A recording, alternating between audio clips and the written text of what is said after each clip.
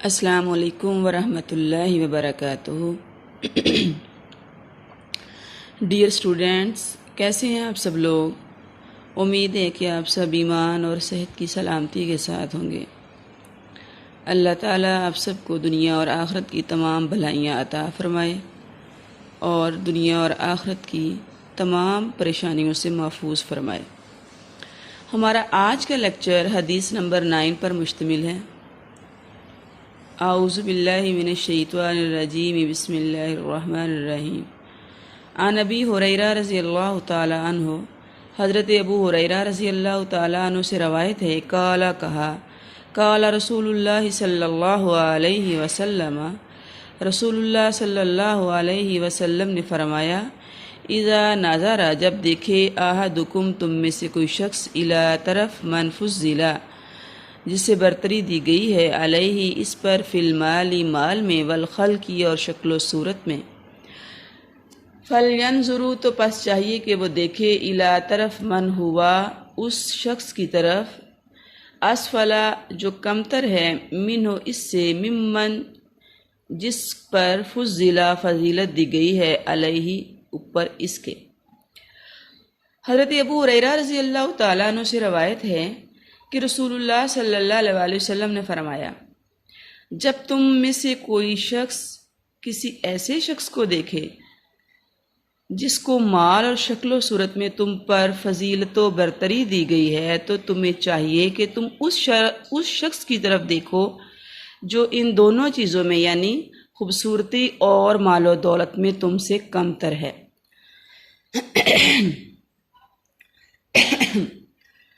مذکورہ حدیث مبارکہ میں نبی علیہ الصلاۃ والسلام نے زندگی گزارنے کا ایک ایسا رہنما اصول عطا فرمایا ہے جس کو اڈاپٹ کر کے انسان ہر طرح کی بے چینی، اضطراب، احساس محرومی اور احساس کمتری سے اپنے آپ کو نکال سکتا ہے۔ آپ صلی اللہ علیہ وسلم کی اس خوبصورت اور پیاری حدیث میں وہ فارمولہ عطا کیا جا رہا ہے کہ جس کو حاصل کر کے، جس پر عمل پیرا ہو کر، ہم اپنی زندگی کو اپنے لیے آسان سے آسان بنا سکتے ہیں۔ اللہ رب العالمین نے دنیا کی زندگی میں انسانوں کو مختلف قسم کی نعمتوں اور بھلائیوں سے نوازا ہے۔ ہر انسان کو دوسرے انسان سے مختلف اور منفرد ایبلٹیز عطا فرما دی گئی ہیں۔ دنیا میں کوئی بھی انسان مکمل یا پرفیکٹ نہیں۔ مکمل اور اکمل ہستی صرف اور صرف ایک ہی دنیا میں بھیجی گئی، جو محمد الرسول اللہ صلی اللہ علیہ وسلم کے نام نامی اور اسم گرامی سے جانی جاتی ہے۔ آپ صلی اللہ علیہ وسلم کے بعد تمام انسانوں کو کسی نہ کسی خامی، کمی اور محرومی کے ساتھ دنیا کے اندر پیدا کیا گیا ہے۔ انسان خوبیوں اور خامیوں کا مجموعہ ہے۔ انسان کو دنیا کے اندر اللہ رب العالمین کی نعمتوں سے نوازا بھی گیا ہے اور بعض چیزوں کی کمی بھی اس کے اندر رکھی گئی ہے، تاکہ بیک وقت مسلمان کے اندر صبر اور شکر کے جذبات پیدا ہو سکے۔ اللہ رب العالمین کی عطا کردہ نعمتوں اور صلاحیتوں پر انسان کا فخر اور غرور محسوس کرنا، تکبر میں مبتلا ہونا، یہ بھی اس کے لیے حرام ہے۔ اور وہ چیزیں جس سے انسان کو محروم رکھا گیا ہے، یا وہ کمی اور کوتاہی اور خامی اور وہ محرومی جس کا انسان شکار ہے، اس پر بے صبری کا مظاہرہ کرنا، ناشکری کرنا، احساس محرومی کا شکار ہونا اور اپنے آپ کو کمتر محسوس کرتے ہوئے اپنے اندر کسی بھی طرح کی بے چینی اور بے قراری کو محسوس کرنا، یہ بھی انسان کے لیے جائز اور روا نہیں ہے۔ لیکن بحیثیت انسان، بتقاضۂ بشریت، جب بھی انسان دنیا کے اندر اپنے مقابلہ میں دوسرے شخص کو بہتر محسوس کرتا ہے، تو اس کی نگاہ میں اپنا آپ کم ترین ہو جاتا ہے۔ جب انسان دولت اور خوبصورتی، حسن و جمال اور پیدائش کے حوالہ سے ایسے لوگوں کی طرف دیکھے جو اس سے برتر ہیں، جن کو ان پر فضیلت اور برتری حاصل ہے، تو لا محالہ اس کے دل میں احساس محرومی کا آ جانا ایک فطری بات ہے۔ نبی علیہ الصلوۃ والسلام نے اس احساس سے نکلنے اور اس اخلاقی برائی سے بچنے کے لیے ہمیں جو فارمولہ، جو اصول بیان کیا ہے وہ یہ ہے کہ جب بھی تمہاری نظر کسی ایسے شخص پر پڑے جو مال و دولت اور تخلیق میں تم سے بہتر ہے، تم سے برتر ہے، تم سے زیادہ اچھا ہے، تو تم اپنی نگاہ کو ہٹا کر، اپنی نظر کو ہٹا کر ان لوگوں کی طرف لے جاؤ، ادھر پلٹ جاؤ جو کہ مال و دولت اور تخلیق کے اعتبار سے تم سے کم تر ہیں۔ جیسے کہ ایک مرتبہ شیخ سعدی رحمہ اللہ تعالی حقائق بیان کی جاتی ہے کہ وہ جنگل میں ننگے پاؤں جا رہے تھے۔ ان کے دل میں یہ خیال آیا کہ اللہ اگر تو مجھے جوتا عطا کر دیتا تو کتنا اچھا تھا۔ گرمیوں کے اندر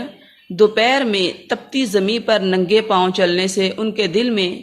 یہ احساس محرومی آیا کہ اللہ اگر میرے پاس جوتا ہوتا تو کتنا اچھا ہوتا۔ ابھی تھوڑی دور آگے گئے تھے کہ انہوں نے دیکھا ایک شخص بغیر پاؤں کے رینگتا ہوا زمین پر چلتا چلا جا رہا ہے۔ یہ منظر دیکھ کر فوراً اللہ کے حضور انہوں نے توبہ کی کہ اللہ تیرا لاکھ لاکھ شکر ہے، تو نے مجھے پاؤں تو عطا کر رکھے ہیں، پاؤں کی نعمت سے تو نوازا ہوا ہے۔ اگر جوتا مجھے اویلیبل نہیں، پہننے کے لیے اس وقت مجھے جوتا میسر نہیں، تو کم از کم میرے پاس پاؤں تو ہیں جن سے میں بآسانی چل سکتا ہوں، جبکہ ایک شخص میرے سامنے ایسا موجود ہے جس کے پاس یہ نعمت بھی میسر نہیں ہے۔ تو ناشکری انسان کو کفر کی طرف لے جاتی ہے۔ اللہ رب العالمین سورہ ابراہیم آیت نمبر 7 میں فرماتے ہیں اعوذ باللہ من الشیطان الرجیم وَإِسْتَعْذَنَ رَبُّكُمْ لَئِن شَكَرْتُمْ لَأَزِيدَنَّكُمْ وَلَئِن كَفَرْتُمْ إِنَّ عَذَابِي لَشَدِيدٌ۔ اور تیرے رب کا یہ حکم ہے کہ تم شکر کرو گے تو اللہ تمہیں اور زیادہ دے گا، اور اگر تم ناشکری کرو گے تو بے شک میرا عذاب بہت شدید ہے۔ شکر کا جذبہ انسان کے اندر تبھی پیدا ہوتا ہے جب وہ اللہ کی بخشی ہوئی نعمتوں کا احساس کرتا ہے اور دنیا کے اندر اپنے مقابلہ میں دنیاوی مال و دولت اور دنیاوی نعمتوں کے مقابلہ میں دوسروں کی طرف اپنی نگاہ کو نہیں اٹھاتا، دوسروں کو ملنے والی نعمتوں پر جلن حسد کا شکار نہیں ہوتا۔ دنیاوی وسائل میں اپنے سے بلند تر دیکھنے کی وجہ سے انسان کے دل میں بے شمار منفی جذبات پیدا ہوتے ہیں، وہ حسد کا شکار ہوتا ہے، ناشکری کا شکار ہوتا ہے، ہرس اور طمع کا شکار ہونے کی وجہ سے وہ ایسی دوڑ میں لگ جاتا ہے کہ ہر وقت وہ ان دنیاوی وسائل کو حاصل کرنے کی فکر اور سوچ میں پڑا رہتا ہے۔ دنیاوی وسائل میں اپنے سے بلند تر کو دیکھنے کی بنا پر انسان کے اندر ان نعمتوں کو حاصل کرنے کا طمع اور ہرس پڑ جاتی ہے جو کہ اس کے مقدر میں نہیں ہے، اس کے نصیب میں نہیں ہے، اس کو ملنی نہیں ہے۔ لہٰذا وہ خام خواہ ان نعمتوں، ان چیزوں اور ان اساشیات کے پیچھے دوڑتا چلا جاتا ہے جس کی وجہ سے اس کی ساری کوشش لا حاصل ہو جاتی ہے۔ مال و دولت کے حصول کی دوڑ میں وہ اپنے اصل زندگی کے مقصد کو فراموش کر دیتا ہے، اور اس دوڑ کے اندر وہ دوسروں کو گرانے، دوسروں سے آگے بڑھنے اور دوسروں کو حقیر سمجھنا تک شروع کر دیتا ہے۔ حلال اور حرام کی تمیز ختم ہو جاتی ہے۔ ہر وقت وہ اس سوچ اور فکر میں مبتلا رہتا ہے کہ کسی طرح میں بھی دوسروں کی طرح مال و دولت اور دیگر دنیاوی نعمتوں کو حاصل کرنے کے قابل ہو جاؤں۔ شریعت اسلامیہ کا جب ہم مطالعہ کرتے ہیں تو ہمیں یہ بات معلوم ہوتی ہے، دنیاوی مال و دولت، دنیاوی سٹیٹس، دنیاوی سٹینڈرڈ حاصل کرنے کی بجائے اور دنیاوی چیزوں کے معاملہ میں دوسروں سے مقابلہ بازی کرنے کی بجائے ہمیں دین کے معاملہ میں اپنے سے بلند تر کو دیکھ کر ان کے نقش قدم پر چلنے، ان کی طرح کے اپنے اندر اوصاف پیدا کرنے کی کوشش کرنی چاہیے۔ ہمیں یہ حکم دیا گیا ہے کہ ہم دین کے معاملہ میں عمل کرنے کے اعتبار سے اپنے سے بلند تر لوگوں کو دیکھیں۔ سورہ بقرہ آیت نمبر 148 میں اللہ رب العالمین فرماتے ہیں، نیکی اور بھلائی کے کاموں میں ایک دوسرے سے آگے بڑھنے کی کوشش کریں۔ جب ہم صحابہ کرام رضوان اللہ